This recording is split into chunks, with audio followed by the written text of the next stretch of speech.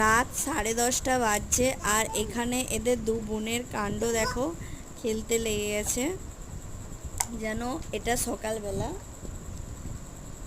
কোনো ধ্যান যোগ মানে রাতের প্রতি কোনো টানই নাই, শুধু খেলা নিয়ে ব্যস্ত। একজন তো কার্টুন দেখছে, আরেকজন খেলতে মত্ত।